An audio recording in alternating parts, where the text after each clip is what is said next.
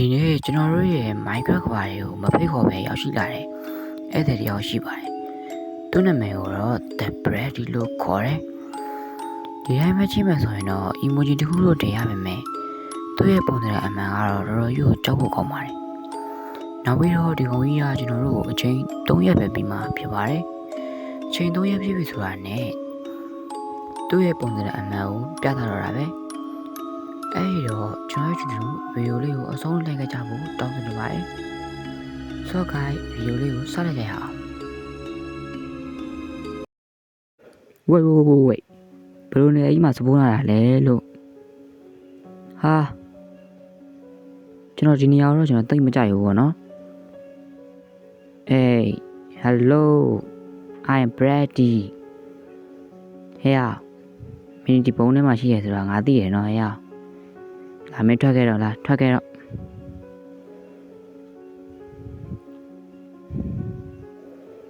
Okay ဟဲ့ဟာနောက်ဆုံးတော့မင်းထွက်လာပြီပေါ့ဟာမင်းငါတော့လိုက်လာခဲ့လားလာလေးလိုက်လာခဲ့လေဟာပြီးတော့ဒီကောင်နောက်လဲလိုက်မလာဘူးလို့ရပါတယ်ဒီကောင်လိုက်မလာတော့ကျွန်တော်တို့ဒီနည်းနည်းလေးမရှုပ်တော့ဘူးပေါ့နမို့ဆိုဒီကောင်ကိုကျွန်တော်ဒီလိုက်ကြည့်နေတာနဲ့ကျွန်တော်တစ်ခုတ်ဖြစ်မှာတော့မဟုတ်တော့ဘူးပေါ့နော်လာကျွန်တော်တို့အရင်ဆုံးတစ်ခုမယ်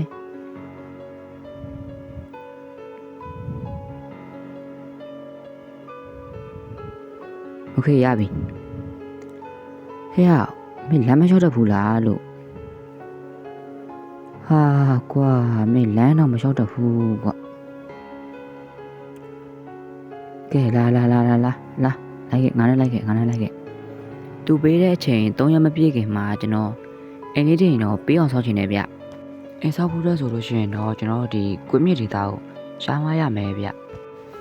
ဟုတ်ပါတော့ကျွန်တော်ဒီကွင်းမြစ်နေရာကိုရှာချင်တာတခုတော့ရှိတယ်အဲ့ဒါကဘာလဲဆိုလို့ရှိရင်ကျွန်တော်ဒီကွင်းမြစ်ဒေတာမှာဆိုလို့ရှိရင်ဗျဒီသစ်ပင်တွေလည်းမရှိတော့ကျွန်တော်နည်းနည်းလေးရှင်းတော့ဗျမျက်လုံးလေးနည်းနည်းရှင်းတယ်ပေါ့နော်နောက်ပြီးတော့ကွင်းမြင့်ဒေသနေရတာလည်းကျွန်တော်တော်တော်ရွတ်ကျဲတယ်ပေါ့နော်အဲကြောင့်ကျွန်တော်ကွင်းမြင့်ဒေသမှာကျွန်တော်နေနေတာဝေးပြီးတော့ဒီမှာလာပိုင်းရှိတာပဲဒီကောင်လာပါလေချကြည့်အောင်ဟာဒီကောင်မသေးဘူးဟာအဲ့တော့ကျွန်တော်တို့ဟဲ့မင်းမျက်နှာပြုံးမနေနဲ့အဲ့ဒီအပြုံးနဲ့နောက်ကျလို့ရှိရင်မင်းငါ့ကို6လမှာငါသိတယ်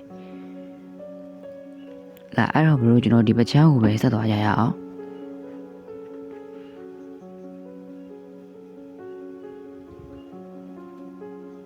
ကွာအခုလည်းငါ့ကိုဘာသာတွေပို့နေတာလေလို့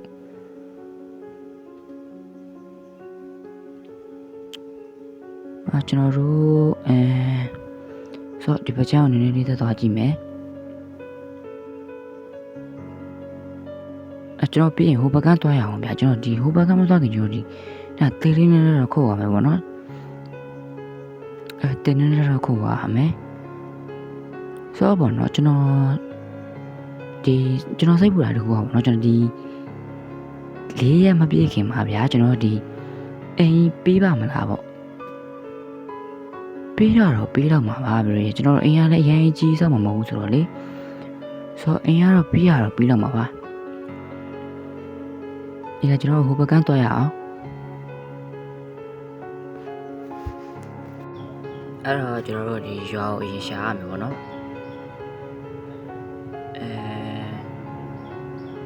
wait bro အဲ့ဒီမှာရွာရှိရတင်တယ်ရွာရှိရဆိုရင်တော့ပိုကောင်းတာပေါ့ okay ရွာတော့ရောက်လာပြီကျော်ဒီရွာအရင်ရောမကျဲဘူးရွာတော့ရောက်လာပြီအယုံဆုံးရွာရဲ့ချက်တွေကိုလိုက်ဖွင့်ကြည့်အောင်ငါချာနေရကွာ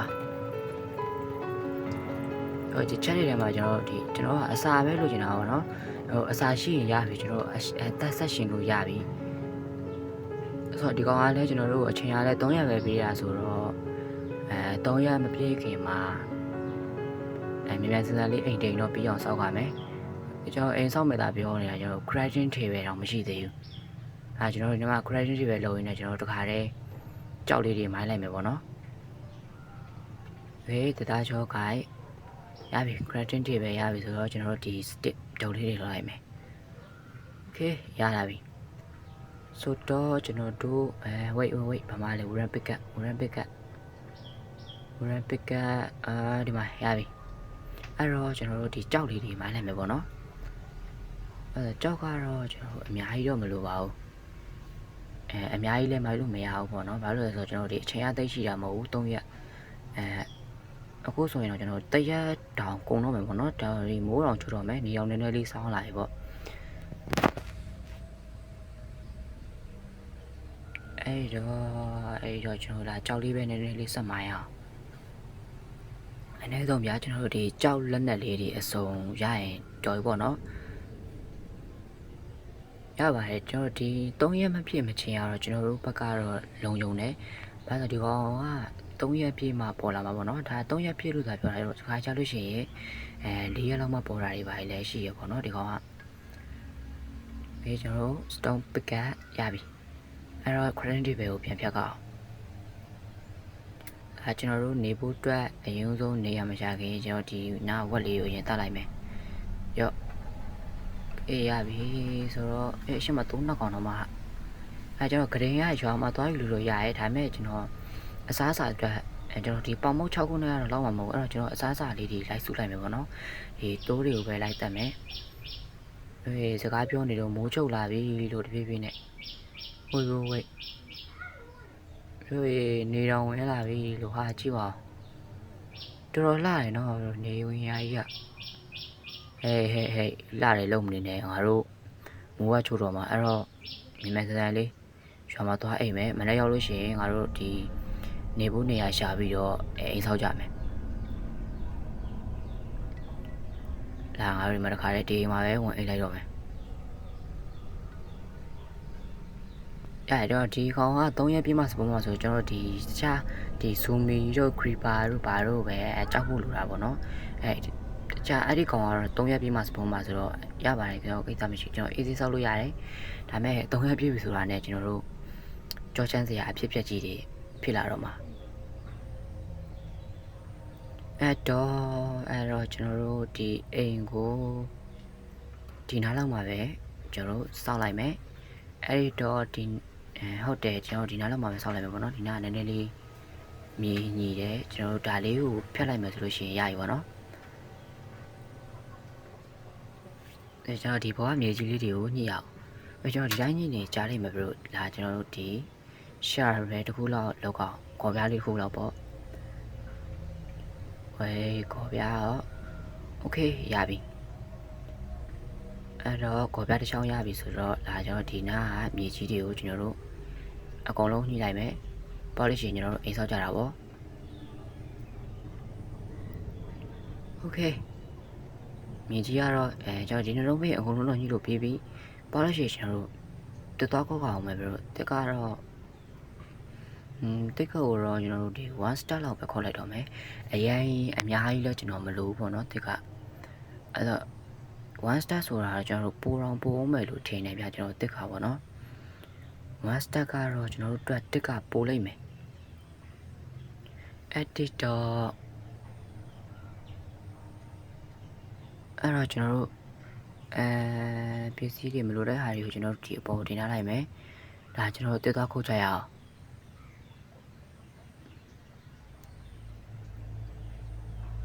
ရှင်းမှာကိုယ်လေးတွေရှိရဲဒါကျွန်တော်ဒီတစ်ပင်ကိုပဲကျွန်တော်ဒီ1 star 1 star ခေါ်လိုက်ပဲပေါ့နော်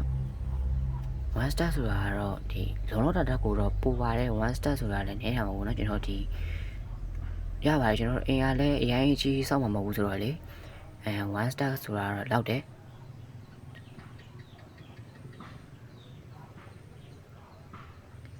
โอเคကျွန်တော်တက်ကတော့နည်းနည်းတော့များလာပြီနည်းနည်းနောက်ထပ်နည်းနည်းလေးထပ်ခုဖို့ပဲကျွန်တော်တယ်ဒါပြီးရပါပြီโอเคရပြီ1 step ပြည့်သွားပြီတော်ပြီကျွန်တော်တို့1 step ပဲခုံမယ်အဲ့ဒီတော့ကျွန်တော်တို့အိမ်ဆောင်မဲ့နေရာကိုတွားရအောင်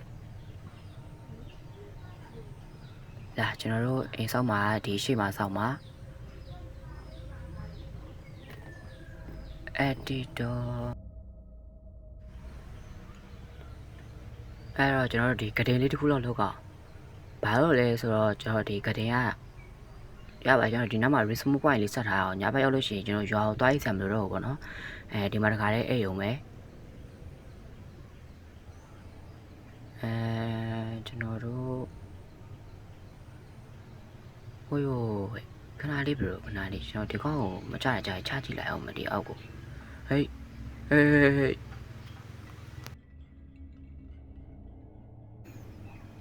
းဟေးရောက်မင်းမျက်နှာရပါဖြစ်နေဟာရမင်းကမချောင်းနဲ့နော်ဟေးတုံးနေစမ်းပါကွာမိုးလုံးတကူတော့မားနေပြီဟေးရောက်ပြေးတယ်ဟာဟေးပြေးလုံးနေဟုတ်တယ်အဲ့နေငါအိမ်ဆောက်လိုက်ဦးမယ်နော်အဲ့ကျရင်တော့ဒီကောင်းအရင်တက်လိုက်မယ်သူဟာဟိုကောင်မျက်နှာကြီးကပြောင်းမြန်ပြီဒီကောင်မျက်နှာပြောင်းမှုဆိုတော့ကျွန်တော်တို့ခြေနေရတိတ်မှန်တော့ဗျပြောမဆိုရင်ဟိုကောင်ကြီးလာတော့မယ်ထင်တယ်နော်ဟေးပြုံးနေဟာလာပါကွာမင်းအိတ်ထဲပဲထည့်ထားလိုက်တော့မယ်ညကျွန်တော်အိမ်မဲဆောက်ရအောင်ဒီနဲ့တော့ရပြီဒီနဲ့တော့4 5 6အချောင်းကြားတော့ကျွန်တော်တို့ဟိုကောင်ကြီးမရှိတော့သေးပါဟုတ်ဒီနဲ့တော့4 5 6ရပြီအပေါ်ပါချမ်းလေးတွေကိုလည်းဒီလိုမျိုးတွေလိုက်ပိတ်မယ်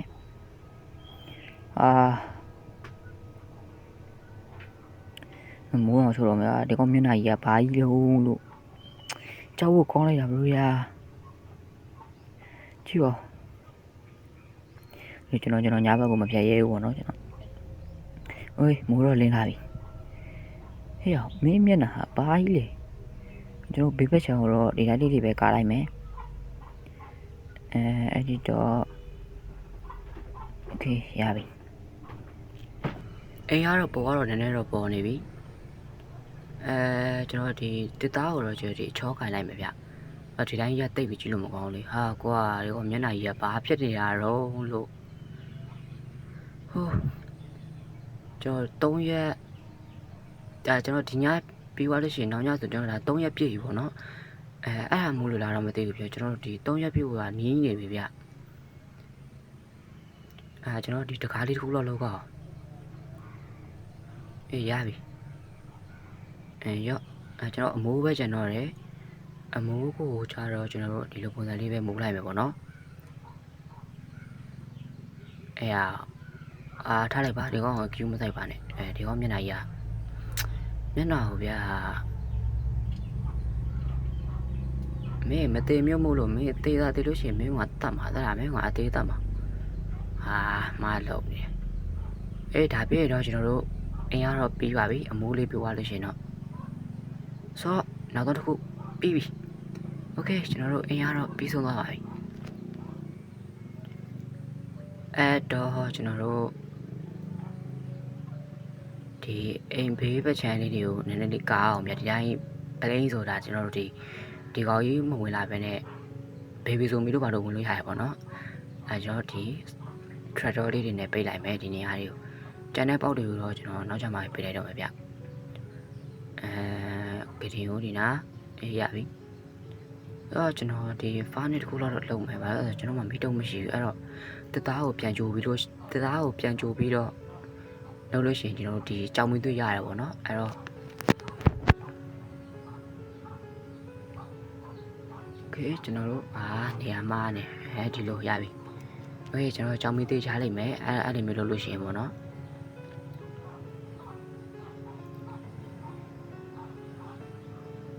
ရပြီကျွန်တော်တို့ဒီကြောင်မင်းသွေးနောက်ခုလောက်နဲ့တော့လောက်ပြီဗျတော်ပြီပေါ့နော်ကျွန်တော်ကြောင်မင်းသွေးလောက်ဆိုရပြီမိုးတော်လေးသွားပြီပဲ ဒီနေ့နဲ့ဆိုတာကျွန်တော်3ရက်မြောက်နေ့ရှိပြီပေါ့နော်ဒီကောင်ကြီးကအခုထိဘာလို့မလာသေးတာတော့ဟဲ့အောင် Brady ကျွန်တော်တင်တော့ညဘက်ကြာတော့မှလာမထင်တာပဲဘယ်လိုရဲ့အဲကျွန်တော်ဒီကောင်ကြီးလည်းမလာသေးဘူးဆိုတော့ဒီရွာဘက်ချန်လေးတွေကိုဗျာကျွန်တော်တို့မဖွင့်ရသေးတဲ့ချက်လေးရှိသေးတယ်အဲဒီချက်တွေကိုလိုက်ဖွင့်ကြည့်ကြမယ်ရွာကတော့တေးသေးလေးဆိုတော့ chess ကတော့အဲ့လောက်ပေါမှာတော့မဟုတ်ဘူးအဲ့တော့ဒီအိမ်ထဲမှာတော့ချက်ရှိရဗျကျွန်တော်အဲ့ဒီအိမ်ထဲကချက်ကိုယူရအောင်ဘာလဲရှိမလဲတော့မသိဘူးကျွန်တော်ထင်တော့ပေါင်းမို့โอเคပေါင်းမို့တရှိတယ်ဒါဆိုရင်တော့ကျွန်တော်တို့ဒီအစားတော့ကတော့လုံလောက်ပါပြီပေါ့နော်ကျွန်တော်ဒီအသားကြီးတော့ချက်တရမလို့တော့ဘူးကျွန်တော်ဒီညပေါ်လို့ရှိရင်နောက်နေ့ချက်လို့ရှိရင်ကျွန်တော်ဒါ4ရက်မြောက်နေပေါ့နော်အဲ့နေ့မှမလာရင်တော့လာတော့ပါအဲ့တော့ကျွန်တော်ပေါင်းမို့တွေလည်းရပြီဆိုတော့အိမ်ပြန်ရအောင်ဟဲ့အောင် Brady ဟေးဘာလို့ခဝေးဘာဖြစ်လာတော့လာပြီလားဟေ့အောင်မင်းကောင်မချောင်းနဲ့နော်ဟေ့အောင်ဘာတော့ဒီကောင်မျက်နှာကြီးကဘာဖြစ်သွားလဲလို့ဝေးဟေး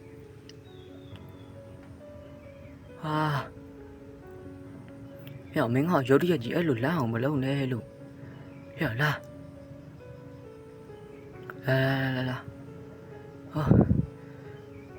ဝေးဟေ့အောင်မင်းမျက်နှာကြီးကဘာဖြစ်နေရတော့ What ဟေ့အောင်ဟေ့မင်းကောင်မချောင်းနဲ့နော်အဲ့လိုမချောင်းနဲ့နော်ဝေးကျွန်တော်နည်းနည်းတော့ကြောချမ်းလာပြီဒီတသားလေးခုတ်ပြီးကျွန်တော်အိမ်ထဲဝင်အောင်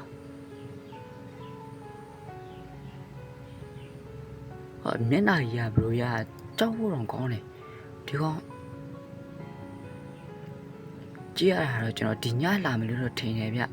ဒီညမလာဘူးဆိုရင်ကျွန်တော်ဒါသွားပြီနောက်နေ့မှလည်းလာမယ်လို့တော့ထင်တယ်ဒီညမလာရင်ကျွန်တော်နောက်နေ့ပဲဒါကျွန်တော်တို့ကအချိန်ကတော့အရင်ဒီကောင်ပေးတဲ့အချိန်ကကျွန်တော်တို့ပြည့်ပြီပေါ့နော်အဲ့ဒါသူလာဖို့ပဲကျွန်တော်ရတယ်ဟဲ့မင်းအဲ့တိုင်းပြပုံးလေးနေစမ်းပါကွာ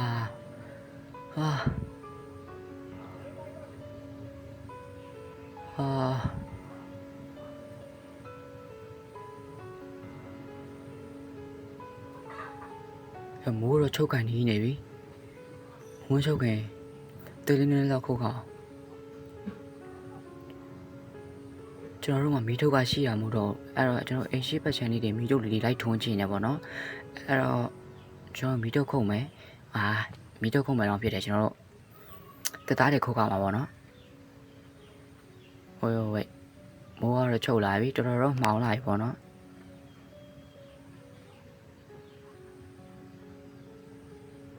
လာကျွန်တော်တို့ဒီဖန်တဲ့ကိုကျွန်တော်တသားတွေပြန်ကြုံမယ်ပေါ့နော်အဲ့တော့ကျွန်တော်တသားကြုံရအောင်โอเคရပြီကျွန်တော်တသားကြုံတာဒီကြောင်မွေးလေးရတယ်ခဏလောက်စောင့်လိုက်မယ်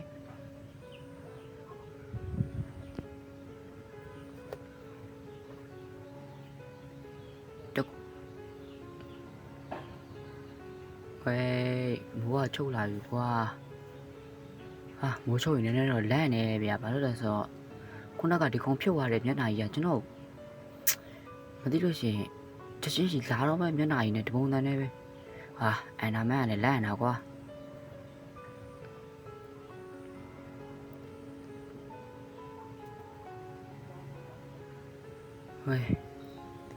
โอเคကျွန်တော်တို့Brady မရှိအောင်နော်bro ကျွန်တော် embroidery ထဲမှာ Brady မရှိတော့ဘူးဟေးရေဘာကောင်းကြီးလဲBrady လားဟေးမင်းကနားအောင်မလားနဲ့ဟေးno Brady မင်းနဲ့ငါနဲ့တငယ်ချင်းလေဟေးBrady ဝေးမလားနဲ့ဟေးno ပြေ